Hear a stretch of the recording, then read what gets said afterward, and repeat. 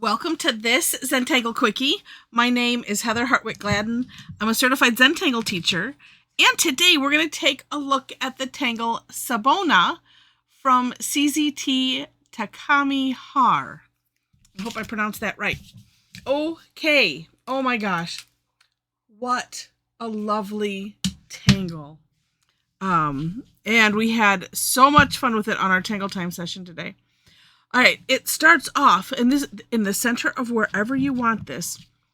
I'm calling it a squashed flux shape. And I'm like, which direction do I want to go? I'm just going to go here. All right. Oh, and which direction do I want to draw it? Towards me? Yeah, let's do it towards me. All right, so like I said, or you could think of it like kind of like a Hershey's. A bit of a squashed Hershey's Kiss. All right. And then from here, it's kind of like the onion dome idea. And we're going to, I think I'm liking to draw them. Sometimes it's away from me. Sometimes it's towards me. Sometimes it's not consistent which way I like to draw it. All right. So if you've not done this, it's kind of two S shapes. And we're going to start, we're kind of hollow bowing or sharing this line. And we're essentially going to mirror this one. So kind of an S shape, right? And then coming from the other direction and meeting at the top like that. Then turn it 90 degrees. And we're going to, it's just going to be a series of the same thing, just alternating the location. So we're going to come here. So I'm going to come off of this side and come up like so. And you can do this in one stroke if you want. Let's see if I can do.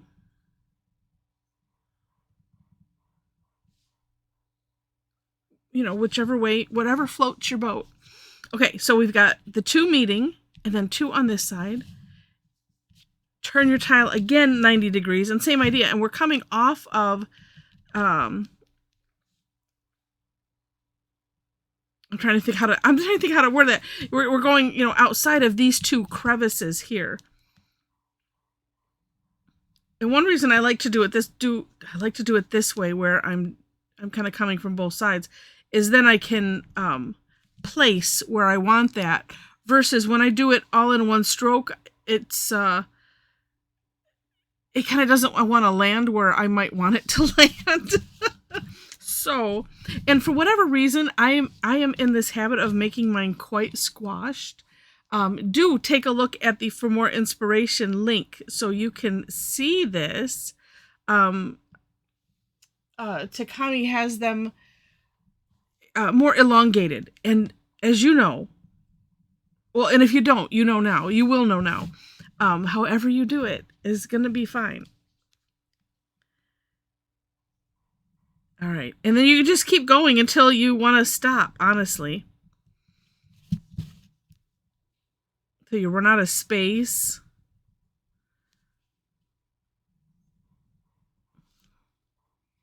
Like that. Now, one thing. And let's see. Oh, I did it on one, but not the other of my samples. So when you get it to a size that you want, what's interesting is that, well, let's see, if I come up, if I do one more here, maybe it won't look so rectangular, but here is some options. So while I could finish this with one more, doing the same idea, you can also do like this and start, oh gosh, wherever you want, and kind of have it, like where this is the middle. So let's just do like that.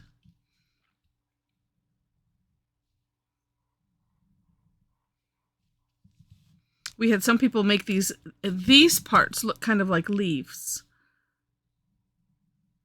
And oddly, okay, because I said it, mine are, except for this one, still a little squashed.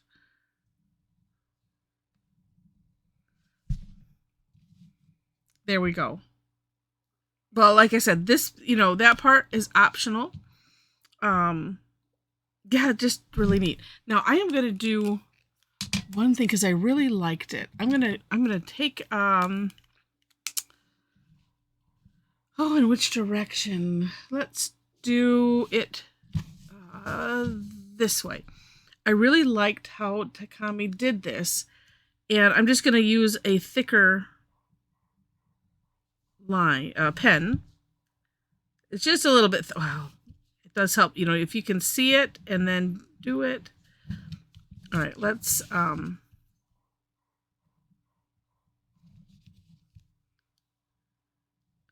I meant to do that. See, look it. There we go. Okay. And actually, I might do that on some of the other ones. Just thicken. Besides thickening just this line, let's do it. No mistakes in Zentangle. And I'm kind of just doing the one side.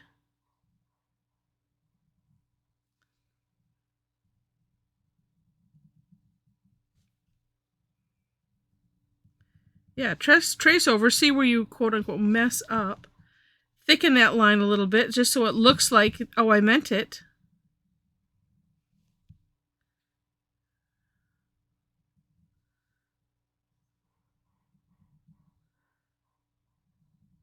It is neat when we do that. You know, there's some other tangles where, well, I do it a lot on times on printout, right? Where you just thicken the one side of the curve and it has such a neat look.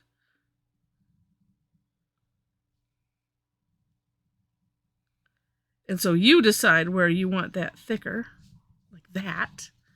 All right, then this one is just going to be this underside. And then, you know, like in this case, it's just smooth it out so it looks like you meant it. That's how we do it. All right. And yeah, I'm looking back at Takami's one sample, and this is the first sample that you see on her step out. And yeah, I just think that has an interesting look doing that. Okay.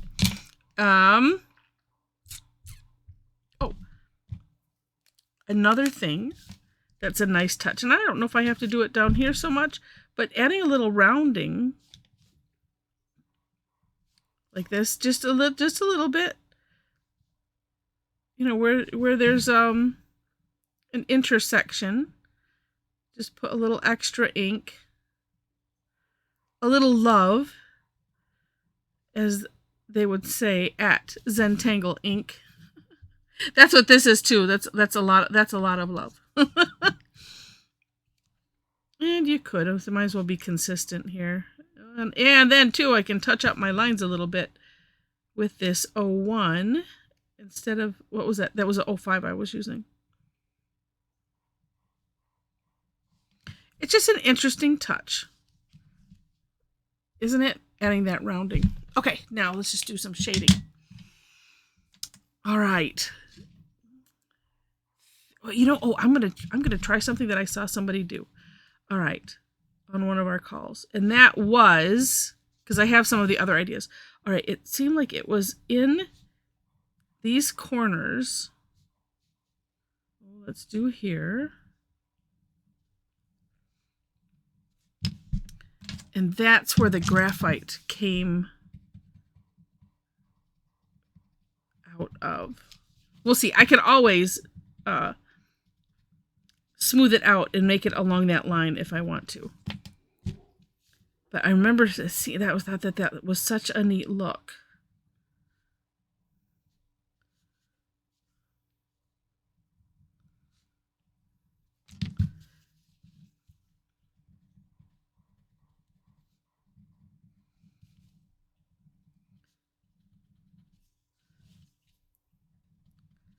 All right, let's just look at that. Yeah, it's kind of interesting. You know, I'm not sure. Jury's out.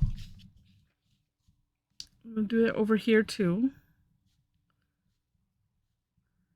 You know, it is the fun thing about Zentangle, in that, you know, you can try some things and also have a kind of a backup. It's like, well, if I don't like it, I can.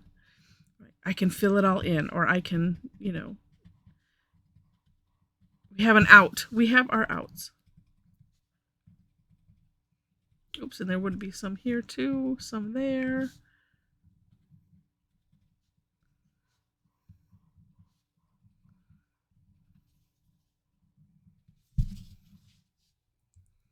It is just interesting. I kind of like it.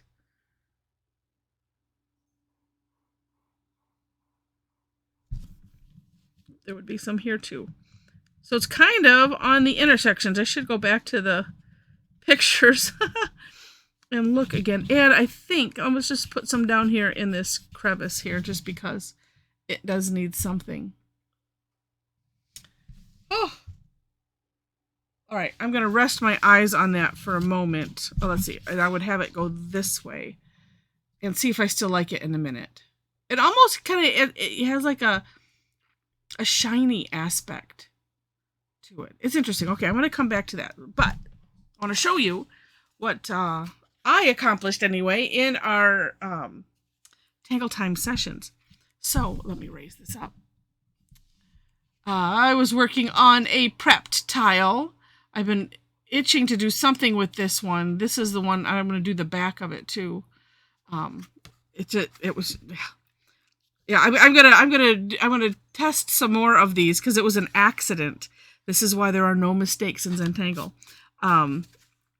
And make sure I can replicate it. I have 2 tiles that I did this with, and when I do, then that'll be a class. It'll be. I think I decided I was going to call it the paper plate technique or something. But anyway, so this one I took it all the way as far as I could go, and I did what I showed, where I just did some smaller ones here using the light gray Micron, just for some texture. Put some print humps in there. And it's not quite done, but done enough. And then I wanted to have fun with, well, I just was in the mood for pink. So I have this nice prepped tile. This one's from my friend Rosemary.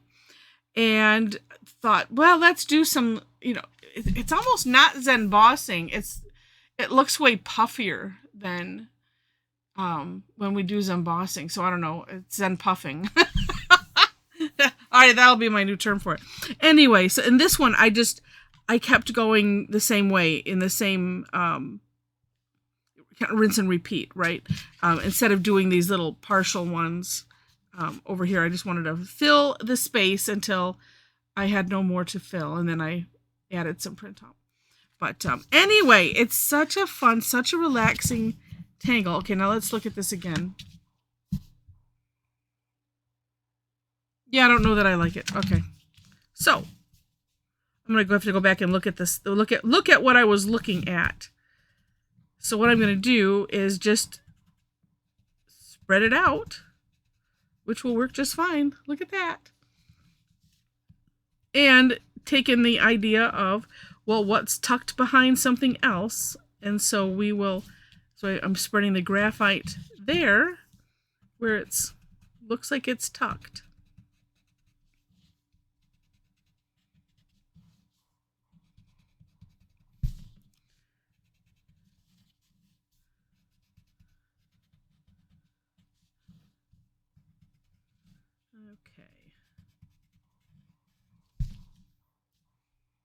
There we go. Probably should do it all the way around the outside. So while I do this, if you have enjoyed this one, and I hope you have, please at some point click on the like button. I appreciate that when you click on like. If you have not subscribed to the channel yet, would love to have you be a subscriber. Feel free to leave comments. I do try to reply to things, or at least acknowledge. And I do appreciate any and all of those activities because it helps with the whole algorithm thing, and that helps to introduce my videos to people that the algorithm thinks might like them, and that helps the channel grow, and I appreciate that. Oh, look at how it needed that on the outside. Oh my gosh. Okay, that's cool.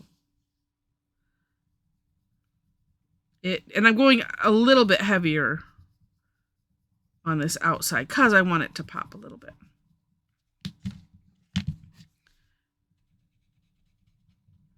so fun. And make sure to check out the description section where you will find links to the step outs. I always do my own version and then link to the creator of the tangle.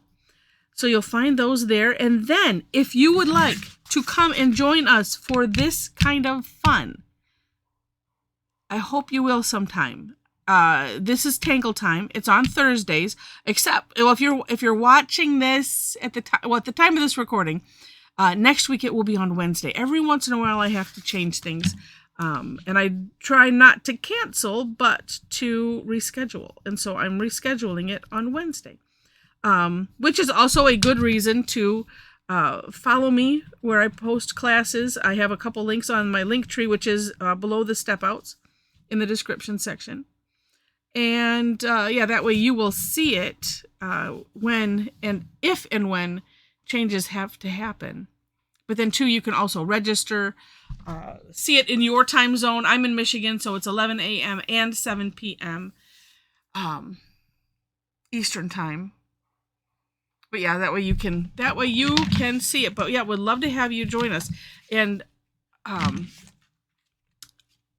you get to work on whatever you want with whatever you want. It is completely up to you.